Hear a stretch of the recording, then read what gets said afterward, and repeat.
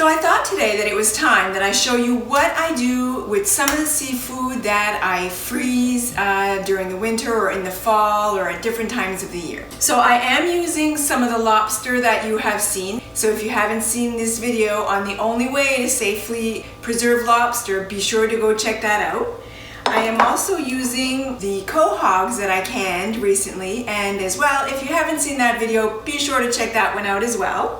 And something as well that I haven't showed you that I freeze in bottles is the scallops. So I also have some scallops that we have here, and it's very easy to get a hold of, so I do freeze my own scallops. I am also in this recipe using some shrimp, and I'm also going to be adding some crab legs that I have. So I have quite a bit of things going on. So what am I making? I am making a seafood casserole. You don't have to use this variety of seafood. You can use whatever kind of seafood that you like.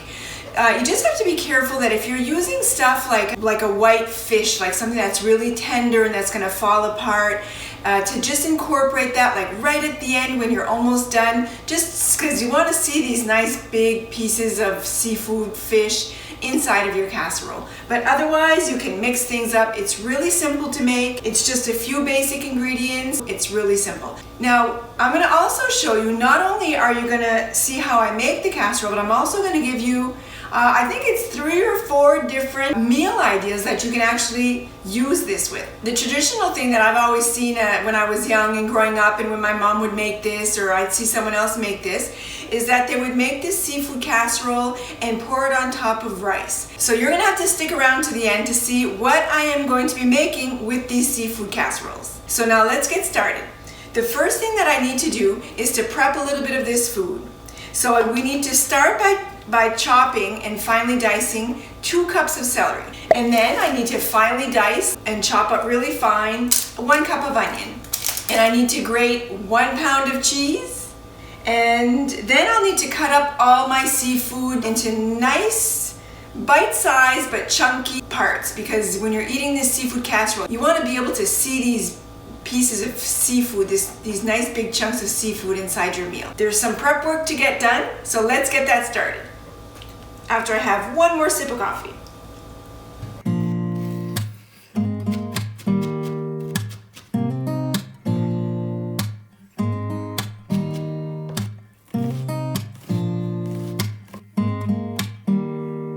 Now, when preparing your seafood, there's a couple things that you need to keep in mind.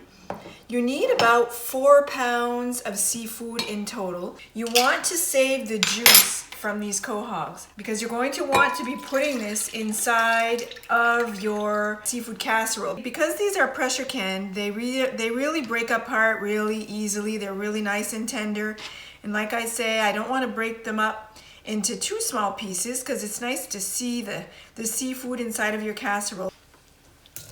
And I'm really not weighing. I know I'm saying like 1 pound per whatever seafood you're using, or 4 pounds in total. I just I like it really hearty. I like it with a lot of seafood, so I just kind of keep piling in until I figure I have enough. I'm also going to save some of the liquids from the lobster. So the lobster is pretty much the same way. As you can see, I've got big pieces of the lobster tails in here. The rest, the claws, I'll just maybe break them apart in 2, just to make smaller pieces. And when it comes to the tail, I'll separate them and just kind of cut them up again into chunky pieces. And really, you just keep doing this until you've got all your lobster done. These are my shrimp. Like I said, I don't have a whole lot, and they're pretty small. That's all I could find that was from more local. Definitely not 1 pound of shrimp. And finally, I have these crab legs. I'm just putting in a few of these, and I'm not going to put these in the casserole at the same time as all the rest, just because crab meat is really tender, and if I put it in the sauce and stir, it'll probably break apart all of this meat, and I kind of like it to stay, as usual, again, a little chunky. So I'm just going to cut these up maybe like in 3, and I'll put these at the very end once everything is pretty much done. There you go. So pretty much all of my ingredients now are prepared. I need to cook my onion and my celery and my scallops. So let's go do that now. The first thing I need to do is I am going to cook my onion and celery first. I probably could have done it all in the same pot while I'm making the sauce, but I'd just rather do it on the side, make sure they're well cooked, and that way I find it's easier to make my sauce as well. So I'm going to cook this, and then I'll actually, when this is done, throw the scallops in this same pan and just quickly cook the scallops a couple minutes. I've just added some oil in the bottom of this pan and it's been heating, so we'll just cook this until it's nice and soft. I'm going to add some of the lobster juice just to help cook this down a little bit more, to kind of steam the onions and celery. The lobster juice will give these onions and celery a really nice flavor. They're cooking down really well, almost done. Now that my onions are all done, I'm going to add some more of that lobster liquid that I have left over in my jars. And I am going to add the scallops just to cook them a little bit. Even if the lobster liquid already has a brine, like a salted brine, I'm still going to season them. There's nothing worse than eating a bland seafood. So I'm going to add some salt and pepper to my scallops. You can tell when your scallops are almost done. They look translucent when you put them in, but when they're starting to cook, they kind of turn white and look more kind of, if you want to say, meaty, I guess. This is pretty much done. As you can see here, I've got all the rest of my ingredients spread out. Now, the next thing that I need to do is to make a roux. So a roux is basically, and you probably all know this, but in case you don't, so a roux is just a base sauce. Like, it's going to be like a thick sauce made of flour and butter and milk. So you always start by melting your butter, adding your flour, making a paste, and then gradually adding your milk, and it makes a beautiful creamy velvety base for your casserole. I'm going to show you step by step how I do it. The first step to making a roux is to melt half a cup of butter in your saucepan. Once your butter has completely melted, you're going to gradually add 1 cup of flour. So make sure you got this on a low heat. And you just gradually add your flour and incorporate it well each time. And it's going to make a paste. You don't want any lumps, so that's why you should whisk it well and add your flour in gradually, working out all the lumps as you go. As you can see, it's turned into a paste. Keep it on a low heat for a minute or so, just to kind of dry out your paste. We're going to gradually now add in our milk and continue whisking it. This is where it's going to turn into a sauce. So you just add in your milk gradually. My cup is way too full. It's going to make a mess. And you whisk it constantly. I'm going to add a little bit more milk and then incorporate all of this. I have 5 cups of milk that I need to add to this.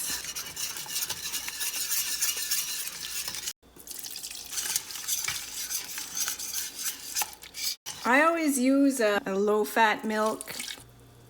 It doesn't make a difference. It's still going to make a beautiful sauce. Probably if you prefer a whole milk or a full-fat milk, it'll make maybe a richer sauce, but I find it makes a beautiful sauce with a low-fat milk. Right now it's a sticky paste.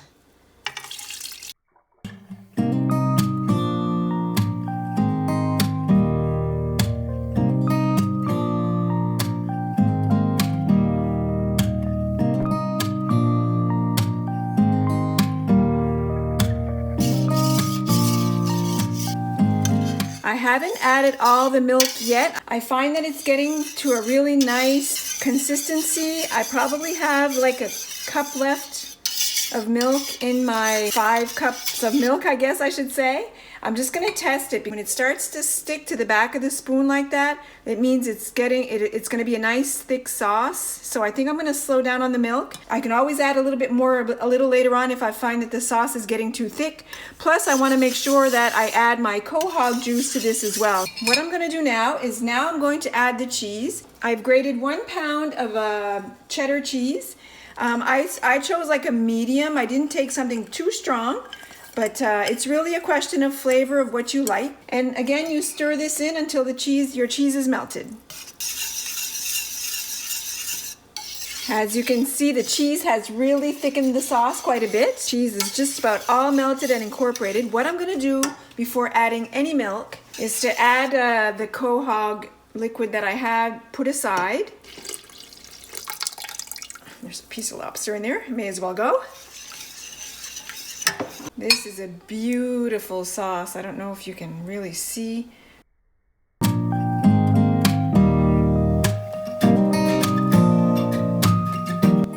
And now all that's left is to incorporate your seafood into here. Don't let this boil. It's really cheese and milk, and so you don't want this to come to a boil. Always keep it on a medium to low heat so this doesn't stick to the bottom and burn.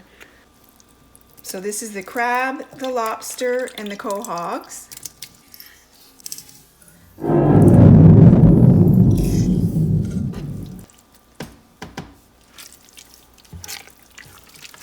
Now adding the scallops.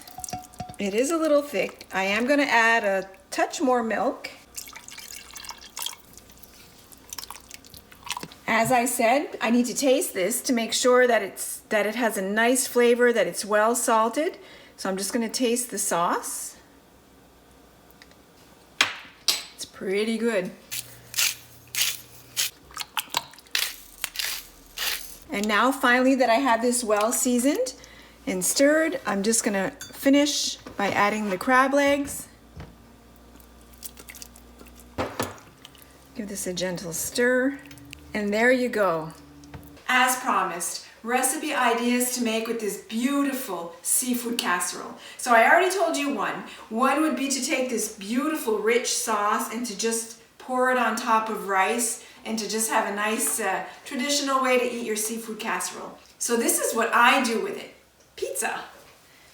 So if you've ever had a seafood pizza, it's absolutely delicious. So I've spread out my nice pizza dough that I didn't make myself, I can take no credit for, that I purchased at a local bakery, and I spread it out on it's quite a long dish, and then I put my sauce on top. But I don't just scoop it and pour it on top because I think it would be too much sauce and it would make the dough very soggy, and so I don't really like it that way. So the way that I do it is I do it with a slotted spoon and try to take out a little bit of the sauce just to put the seafood on top, just to make it a little less saucy so it doesn't get too soggy.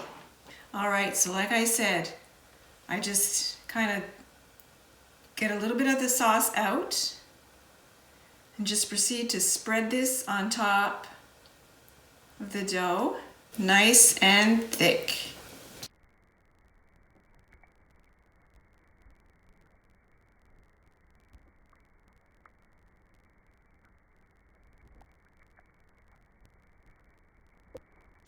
Just make sure when you're spreading that on to spread out your seafood and all the corners. You want everybody to get a nice taste of seafood in every bite. And then of course, no pizza is complete without cheese on top. So, you don't have to go extra heavy with the cheese on this because remember the sauce is already very rich and cheesy, but I mean, what is a pizza without cheese on top? Pop this in the oven at 375 and cook it like you would a normal pizza. When your pizza crust is nice and golden the way you like it, your pizza is done. Recipe idea number 2, or number 3, if we count the rice one for the first one, lasagna. So a seafood lasagna. So now this one, I don't need to remove any of the sauce because you want a saucy lasagna. So first I'm going to start by adding some of the sauce in the bottom.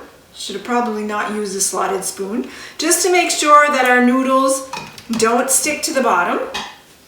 So once that's done, then you're gonna layer your noodles. My noodles are already all nice and cooked. I'm gonna add my 3 noodles to the bottom. They're a little bit long. I'm gonna cut them. So then, once you've got your noodles perfect, you're going to scoop your sauce directly on top of the noodles. Now remember, if you're gonna be adding about 3 layers of noodles, so try not to go too thick on the seafood, if you can help it, because it's gonna be quite the hearty lasagna with all those layers of noodles and seafood. Make sure to add here the sauce so you don't have a dry lasagna. Now, something I haven't mentioned is that this seafood casserole freezes really well. So you don't have to do all this. You can make your seafood casserole, spread it out in portions and dishes, and then freeze it and use it when it's ready, when you need it. I'm not eating this one tonight. I'm freezing this, so I will have a delicious meal for if I have some unexpected company or expected company and I want to serve them something nice. I will have a nice seafood lasagna waiting in the freezer. So this is going to be your top layer, so you want to make sure that it's nice and pretty and that you've got some seafood laid out all on top. And then same thing as the pizza, we're going to put some cheese on top because there's never too much cheese. And there you go. Recipe idea number 2 or 3. So for the last recipe idea, I don't really have a picture to show you or have anything prepared because this is kind of a do it the way you prefer kind of idea. So I actually have more casserole. I don't have it all in my dish here, so don't think that this is all I was able to prepare. Let me show you how much I have left. So I have made the lasagna, the pizza, and I still have all this left over that I am going to be freezing for sure. So what to do? Another idea. Sometimes I find when you get to the bottom or once you've done your pizza, and especially if you're making a pizza and you're removing some of the sauce, you get left over with a lot of sauce, but it's a really rich and flavorful sauce. Sometimes what I do when I have more sauce than seafood is I'll just cook up a batch of pasta and then take this nice, delicious, rich sauce, put it on top, and then saute a few shrimp with garlic or scallops and butter and salt and pepper and just kind of put that on top, and it makes another easy, beautiful pasta dish with your seafood casserole. So I hope you've enjoyed this video on seafood casserole and a few different meal ideas that you can make. If you do like this video, if you like my content, don't be shy. Hit that subscribe button and the notification bell so you'll know when I put out new content. And be sure to check back again soon.